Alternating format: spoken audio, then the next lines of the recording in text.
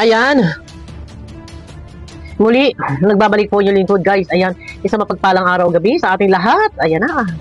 Unang linggo pa lang ng pasok ng taon. Medyo hindi maganda ang pakiramdam ng inyong lingkod. Ayan. Eto na guys. Agree ba kayo? Agree ba kayo? Dito may makikita kayong comment. Huwag daw i-love team. Yan. Huwag i-love team ang may asawa. Ito ay comment ni Ate Edna. Ayan. At ito po ay may check. Ibig sabihin, verified yung channel, may check. So, ibig sabihin ay legit. No, pag may check ang isang channel, ito po ay legit. Yan, kagaya no sa akin, may check din po. Yan, yung mga basta naka 100,000 subscriber, yan po ay pag may check ay legit. Yun. Natapik na rin po ito ni Marzano at kay Marzano TV ko nakuha ang itong comment. Ayan na. Kay Kalinga Prab yata itong comment ni Ate Edna. Huwag daw i-love team. Huwag daw i-love team ang may asawa. Huwag i-love team ang may asawa. Agree ba kayo? Sino ba ang dapat i-love team? Yun ang maganda pag-usapan natin. Sino yung karapat dapat na i-love team? Comment kayo guys. Pwede natin pag-usapan yan. Sa comment section, marapat bang huwag i-love team ang may asawa? Ito ha. Meron ako. Sino yung alam ninyo sa leading lady? Sino yung leading lady, babae, na may ka-love team na K-boys? Sino alam ninyong may asawa? Paglilinaw guys, no? Ang lahat ng K-boys, ito ay pwedeng i-love team sa isang Kalingap Angels. Ano ang purpose? Ano ang layunin? Basta ang K-boys ay binata, ay pwede. Pero kung may asawa, ay huwag na. No? Linawin muna natin, dito muna tayo sa K-boys. Ang K-boys, basta binata, pwedeng i-love team sa Kalingap Angels. Ano ba ang motibo? Ano ang layunin? Bakit nagkakaroon po ng mga tambalan na nagkakaroon ng love team? Bakit po? Comment lang kayo guys ha. Ito. Nagkakaroon ng tambalan ng love team sa pagitan ng isang beneficiary. Kung ito ay dalaga, inilalove team sa isang K-boys na binata. Ang purpose, ang layunin is makatulong. Makatulong sa beneficiary. Yun yung paraan na hindi nasasalamin yung mismong kahirapan ng buhay, kundi good vibes. For entertainment purposes, ang layunin ng motibo, doon nakakatulong sa katambal na ito yung tinatawag na Kalingap Angels. Ayan. Comment lang kayo guys, sino ang may asawa? Ito, leading man or leading lady? Sino ba ang alam ninyo? Ako may alam, pero ayoko lang sabihin at umaalma, nagagalit. Ito ang maganda tanong, dito tayo mag-focus. Guys, pakiclick muna ng tamsak. Nasa ganun suwak sa palasa ni YouTube, dito tayo mag-focus, no? Sino ba ang marapat na bigyan ng kalab team or gawan ng tambalan na sa pagitan ng K-boys ay magiging kalab team nila? Sino po? Ito guys, comment lang kayo. Sino? Ito, hindi ba kadalasan ang ginagawang love team ay beneficiary kalab team ng K-boys? Ang layunin, ang motibo ay matulungan yung beneficiary. Ngayon, marapat ba? Ito, may nakikita kasi akong isang love team na yung leading lady ay vlogger. And, ayun din sa akin, wala ko, alam nyo na yan kung sino yan, yung bagong love team ngayon. And aminado siya sa live niya na siya ay may asawa. Itong leading lady na to, may asawa. Bakit si Ate Edna nakapag-comment na huwag i-love team ang may asawa? Kanino niya ito ini-a-address? Siguro sabihin na natin na ini-a-address na para sa lahat. Huwag i-love team ang may asawa. Pero ngayon, ito lang si Ate Edna nag-comment. Before, hindi siya nagko-comment. Sino nga ba? Kanino nga ba ini-a-address na huwag i-love team ang may asawa? Pero ito na nga, nakaraan. Merong isang leading lady na nag-live at imenado na siya ay may asawa. Oh, may anak ba? Marapat bang i-love team itong may asawa?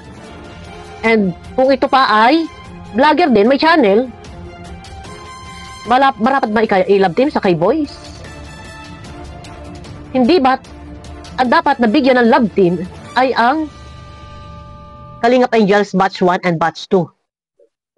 Pasok ba sa criteria itong leading lady na to na may asawa para siya ay bigyan ng tsansa or magkaroon ng love team? Sino ba ang mas priority? Sino ba ang mas marapat na ito ay bigyan ng atensyon, mag-focus o tutukan na magkaroon ng love team nang sa ganun ay makatulong sa kanyang pangangailangan, lalo-lalo na ang Kalingap Angel sa kanyang pag-aaral? Yun, tanong ko lang. No? Kasi itong isa, mahirap lang magsalita. Kasi ayaw niya magpapa-reaction. Pero vlogger siya. Ayo, gusto niyo, direct to the point tayo. Pero ito lang, patapasin siya na. Kasi ito lang, dito na lang tayo muna babase sa comment ni Ate Ed na huwag i-love team ang may asawa. Agree ako dyan. Huwag i-love team yung may asawa, and dapat ang ilalove team din ay yung beneficiary, dahil higit na kailangan ng beneficiary ng support mula sa Kalingap, mula sa mga nagmamahal at mga nagpapahatid ng pagmamahal mula sa mga sponsor. Kalingap Angels Batch 1, Batch 2 ang pwedeng i-love team. Sila ay mga dalaga. Hindi po pwedeng i-love team yung may asawa na at vlogger. Oh, di ba? Laki nga ng views siya. Pag nag-i-interview, malaki yung views. Ito wala sa kung ano man. Bumabase lang tayo na doon na sabi nga natin na huwag i-love team yung may asawa. Tama, agree ako doon. Sang-ayon ako doon. Ang i-love team yung dalaga and yung beneficiary. Kasi higit na kailangan ng beneficiary ng tulong.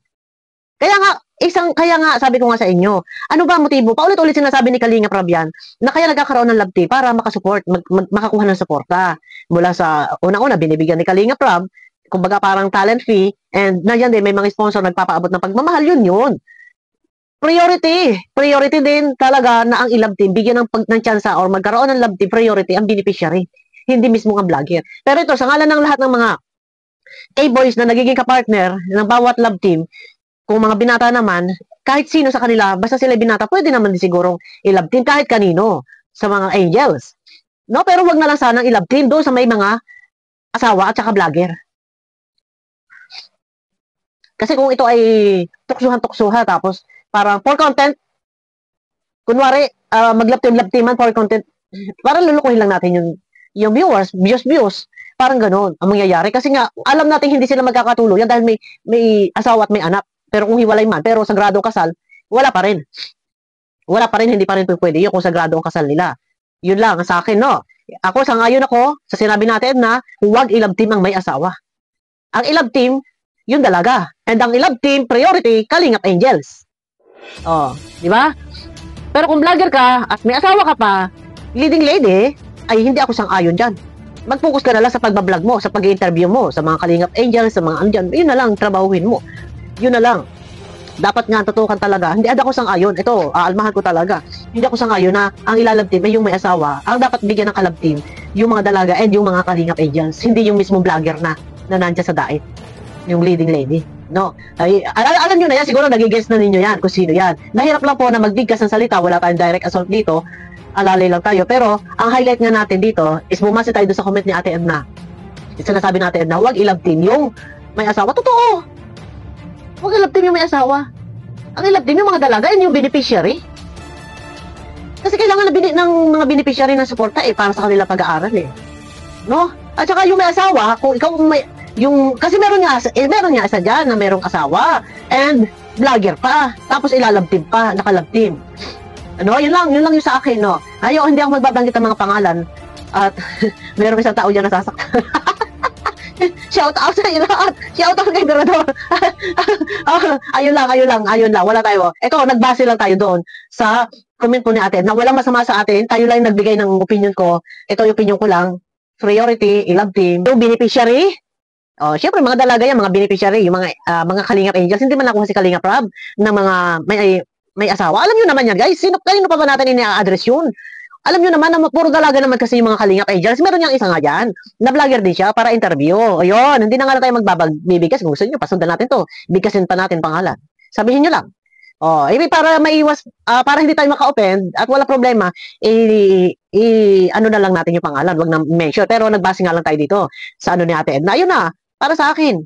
I-love team ang Kalingap Angels. Priority sila. And, ang layunin ng motibo is makakuha ng suporta, no? Kay Kalingap Rab and sa mga sponsor, nagpapaabot ng pagmamahal. Hindi dapat i-love team ang may asawa and lalo na kung vlogger. Vlogger na nga. doble-doble kung halimbawa may nag-i-sponsor, pumatok yung kanilang love team, tapos may mag-i-sponsor, may kita ka na sa channel mo, tapos may ayuda ka pa mula sa sponsor, pero deserve mo ba? Deserve mo ba? Or for entertainment purposes nga lang, for views, ganun ba? Hindi man si Kalinga Prab ang nakikitaan ko na nagbablog madalas. Merong isang vlogger, sila nagbablog. No, yan, hindi na tayo magbibigkas ng pangalan. Sila, yung kasama niya, yung may asawa, at saka yung kasama niya. O ito, almahan ninyo. Gusto ninyo, mag-real talk tayo, direct to the point tayo. Almahan ninyo. Baka sabihin ninyo, si Bopil, panira. May pinagbabasihan tayo. Baka gusto ninyo, direct to the point tayo. O, alali lang ako ha. Kung gusto nyo, aalma kayo, real talk ko kayo. Ayun na guys, abangan nyo na lang muna ako sa aking next video. Agree ako sa sinasabi ng Ate Edna. Huwag i-love team yung may asawa.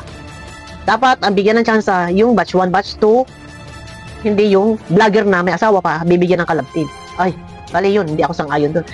No? Yun lang. Baka may alma. Pwede nyo naman po akong almahan. Ako re-respect. Ayun na guys, abangan nyo ako sa aking next video ko.